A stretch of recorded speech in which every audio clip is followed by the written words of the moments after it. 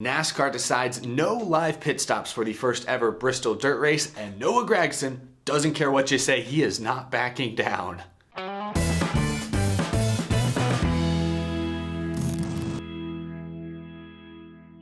How's it going, y'all? My name is Eric and welcome to Out of the Groove. Happy Friday. I hope you all have had a good week. It's been a couple days since we've sat down and talked current NASCAR news, so there is a lot to get to. First, if you missed it, it's the end of the week, which means an all-new edition of the Out of the Groove Weekly Viewer's Guide is ready for your consumption, and it's a delicious one at that. Videos from some of your favorite content creators, exclusive driver Q&As, and much more. Check it out down in the description below. Also, today's episode is sponsored by Aleve. Talk about a household brand, Aleve. Fewer pills, proven relief all day long. More hours of pain relief in every dose. That's Aleve, available at Walmarts everywhere. A trusted household name for decades. Really cool to have Aleve on board as a supporter of Out of the Groove. Go check them out. Again, available at a Walmart near you. Now, before we get to the news, some of the news that we've missed this week are some wild new paint schemes. You know, I'm not going to talk about every new paint scheme that's revealed. That would be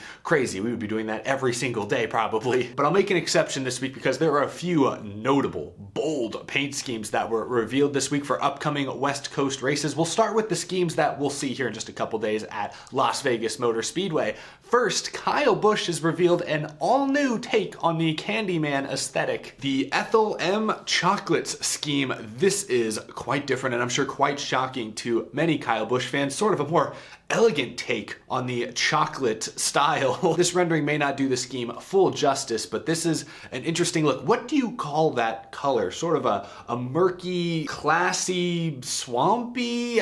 It's like a grayish green. It's a bit more, this whole car feels more elegant than the yellow, red, blue, multicolored M&M schemes that I feel like are targeting children. This is more of like a sophisticated chocolate car, so a bit different. I don't hate it. I think a lot of people assumed I would hate this because they know I don't like green things, and this is sort of an off green colored car. I will say I don't think the logo is particularly clear. I had to like look up what the sponsor was because I couldn't confirm it by reading it on the car there. Ethel M, however you say it. The chocolatey brown on the swampy green. The contrast isn't great, and then this logo, you know, the M&M's logo, it's bold. It's just a big M or M and M's.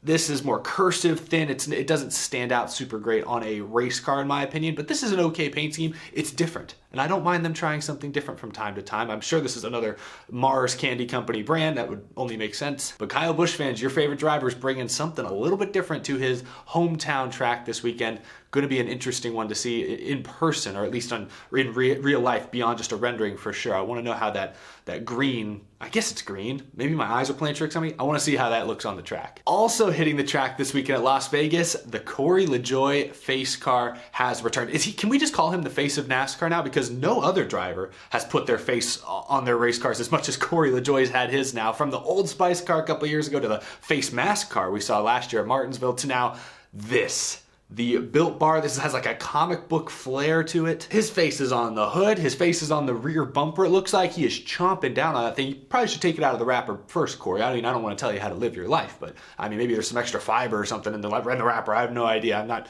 condoning that. But this is certainly going to catch some people's attention this weekend. I think it's going to look great, especially at Las Vegas with the yellow walls. If he's ever running the fence, which I don't know if you really do at Las Vegas these days, that car is going to look really good. I like it. I mean, like I said, it's got that superhero comic book sort of theme to it, but it's memorable. It's good. I mean, I love the like pow behind the 7. It's just great. It reminds me of the old, you know, Batman, Adam West series and things in that era. Honestly, my least favorite part of this paint scheme, and this is going to be controversial, is Corey LaJoie's face. I don't mean that in a bad way. I mean, Corey LaJoie, very handsome gentleman, but I don't know. I mean, like, I feel like you're never going to top the Old Spice car from a couple years ago where it was just all face. I feel like anything now just feels like a half-hearted attempt to rekindle that magic from a couple of years back. So, I mean, it's fun that the driver's face is on the hood still. I'm not saying it's bad, but it just, you know, I feel like they could have done something cool. I wish they'd kept the superhero theme onto the hood, another like POW logo kind of thing. Might have been great, but I'm not going to complain. This is a very, very good paint scheme. Let me know what you guys think of this one. Now, we're going to look ahead to Phoenix because I want to note this scheme as well. The 48 is already getting a small makeover early on here in the year. Alex Bowman will run this Ally Best Friends themed car, themed around dogs. Of course, Alex Bowman's a dog guy. Loves him a heckin' good pupper, but look, this paint scheme, I want to see it in person for sure. I want to see it in reality, beyond the render, of course, but this scheme is beautifully themed to Phoenix, you know, the desert, sunsets, that kind of thing. This looks like a setting sun on a race car if it was possible to do such a thing. I love this so much. A lot of people were not so sure. I mean, the purple and orange, yeah, that's a ballsy play, especially when you still got some pink in there as well, but I like this a lot. I want to see it in person because I think it's going to look even better when we see it on the actual racetrack. We see it in reality, but I love the theme for this one. Is this as good as his, you know, traditional ally scheme we've seen a few times this year? I don't think so. I really like his ally car this year, but I love the theme. I wish we saw this more often. We see it from time to time, teams sort of theme sponsors around whatever race or whatever state or city they may be in that weekend. I wish we saw it a little bit more frequently because, you know, obviously the pet thing, the dog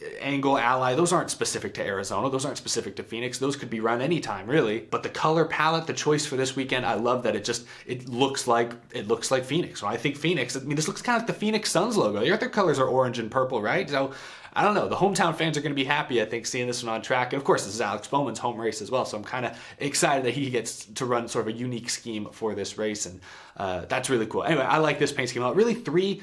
I'm not sure about the Kyle Busch one, but I love all three of these paint schemes for trying new things. Let me know what you guys thought of those paint schemes down below. Anyway, I wanted to get that out of the way before we actually talk, you know, crunchy news and react to some things here, but let's talk about Bristol Dirt. This section of the show is brought to you by Fram. According to Bob Pockers from Fox Sports, he tweeted earlier this week that the Bristol Dirt race will not feature live pit stops. NASCAR said with cars racing on the dirt and then coming to a concrete pit road, they didn't want live pit stops for the first event. This doesn't come as a huge surprise necessarily, but it is worth noting that this will be a Cup Series event without live pit crews going over the wall, changing tires, adding gas in 13 seconds. This gonna look a little bit different. Of course, there will be designated stage breaks and things. Since the race is only 250 laps, I don't think tire wear is gonna be quite what it would normally be. It's not gonna work quite the same way it would at a normal racetrack. Teams will pull onto pit road. They'll have a set amount of time to change tires, make whatever adjustments they want to make, and then they'll head back out onto the track and maintain their position from when they enter. This is obviously a huge help to some of these smaller teams that often fall a bit short in the pit stop department, teams that lose a second or so on pit road every time. Evens the playing field a bit for them, but I'm not a fan of eliminating live pit stops.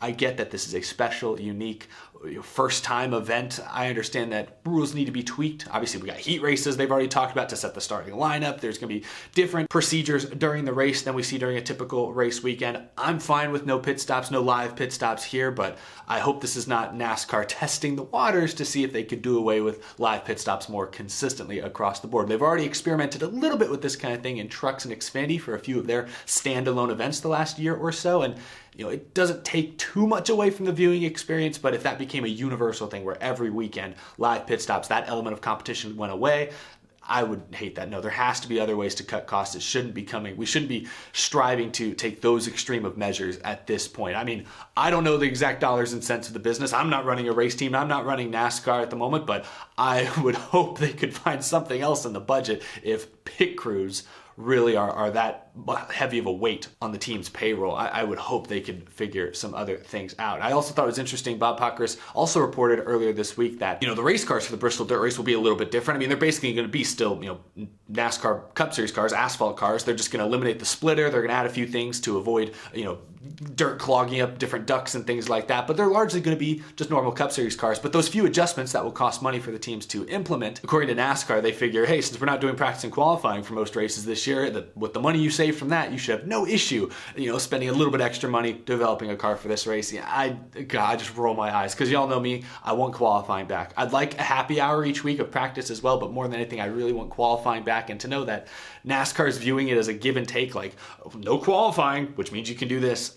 I mean, we knew that's what they were thinking, but it's still like, I wish NASCAR wasn't so cavalier about no practice. Like, I feel like they're just dangling the no practice, no qualifying thing out in front of the teams as if this is some great thing that they're doing for them. Like, no, there are plenty of race teams that I'm sure would love to have some practice at this point. There are plenty of issues we've seen early this season that I think would have been avoided if the teams had even had 10 minutes of practice. There are certain teams that have not gotten to race yet this year because the field sizes are limited and there's no chance to qualify into the show. So NASCAR acting like they're doing some sort of great thing for all the teams by eliminating practice and qualifying. It saved some money last year when things were really, really uncertain, but that needs to change very, very quickly. Anyway, yes, I did mention no splitters on the car for the Bristol Dirt race. I think we've talked about that already, but if you didn't know, now you know. I saw Dale Jr. was very happy about that on Twitter. All right, last thing I want to cover here on this Friday, Noah Gragson. He's achieved his goal of being talked about this week. Everything on Twitter seems to be about him. This is, I guess, now the second video I've addressed Noah Gragson in this week. He had a pre-scheduled press conference with the media yesterday. Apparently this was scheduled weeks in advance. You know, he's a Las Vegas guy going into the Las Vegas race this week, and I'm sure it was planned weeks ahead of time that Noah Gragson would have some media availability, but it times out very interestingly after all the drama and you could say hot or at the very least lukewarm water he's found himself in this week. We talked all about the incident from the Xfinity race when he was taken out by a car on the tail end of the lead lap that seemed to cut a tire down with 3 laps to go, crashed into Gragson and ruined what seemed to be a surefire win for him. And then of course he took to Twitter. He also spoke to TV afterwards calling out some of those slower race cars. Generated a lot of controversy. I'm not going to recap the whole thing. If you missed my video from a couple days ago, I did it all right there. You can check that out. But yesterday he spoke to the media and effectively he doubled down and reiterated that he's not going to change. And he even said that he would not do anything differently than how he did it the first time, Saturday night and the days that followed. Here's some of what Gragson had to say. I think the most important thing for me is to stay true to myself. I think it's to not really change. After the race, I don't think I would do anything differently as well. I'm going to stay true to myself. You know, I don't have a whole lot else to add to this. Maybe he watched my video, maybe he didn't. You know, my humble advice I gave to him in my video a few days ago is that I respect that he lives in the moment. That's his personality. Do not change that. If you are upset with someone, if you have something to say in the moment, say it. Do not censor yourself. Let yourself be heard. Express yourself. That's fantastic. Whether it rubs some people the wrong way or not, whether I personally agree with it or not, I don't care. NASCAR needs more strong personalities. But my only advice I gave was once that moment has passed, we're talking a day later, 2, 3, 4 days later, I don't know if it's worthwhile for a young driver who's still trying to establish himself in the league, if you will, to keep poking at that bear, to keep pushing people's buttons for seemingly no other reason than you like the attention. I don't think that's a strong strategy, but I could be wrong. I mean, he does have people talking about him. I'm sure that's good to some extent, but unfortunately it also brings about, a hefty dose of criticism. I mean, Mike Joy, good old happy-go-lucky Mike Joy sounded off kind of through a vague shot at him on Twitter the other day. Always had funded drivers, but it's high time a few of these privileged kids powered by daddy's pile of cash realize this whole sport doesn't exist just to make their dreams come true. Take some time to learn from those who've worked their way to the top. By God, Mike Joy from the top rope. It's pretty clear who he's mainly talking about there. I mean, there's others involved, but it's clearly a veiled shot at Noah Gragson and his background and his handling of this week's events. Gragson was actually asked in that press conference about Mike Joy's comments, and he said, no, didn't bother him at all. He said Mike Joy's entitled to his opinion, and Noah, he's entitled to his own opinion as well. It did not seem to concern him in any major way. I love Noah Gragson's personality, and I like that he at least has some talent to back it up. As I said earlier this week, is Noah Gragson a surefire future Cup Series superstar based on what we've seen so far, based on his current resume? Absolutely not. He's won a couple truck races and he's won a couple Xfinity races. I mean, that's good, but that is not great. I have not seen anything from Noah Gragson. I like Noah Gragson a lot. He's a cool dude and I think he's super talented. I have not yet seen enough from him that tells me he's a Cup Series superstar. I think he still has that potential, but he is not a surefire, can't miss bet right here, right now. And so getting involved in these controversies, just egging it on more than anything, that feels risky. That feels risky. He's got great partners right now that I still seem to support him, and maybe that will never, ever change. And, everything I'm saying right now does not matter. I'm sure Noah Gragson, if he sees this, probably isn't taking it to heart in any major way. He's going to walk to the beat of his own drum. It's worked pretty well for him at this point. He's made it to the Xfinity Series. He's a winner driving for Dale Earnhardt Jr.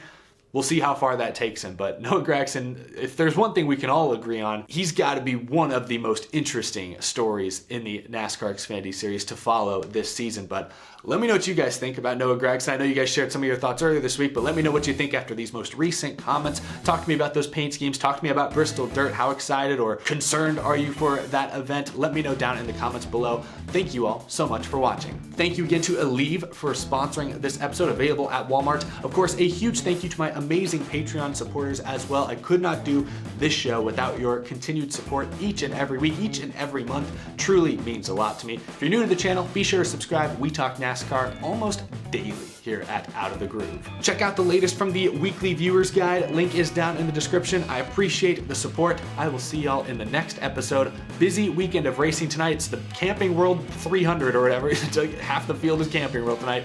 Gonna be confusing, but gonna be a spectacle nonetheless. I'll see you all after the Cup Series race Sunday, maybe after the Xfinity Series race as well. We'll see. Stay safe out there. I'll see you very soon.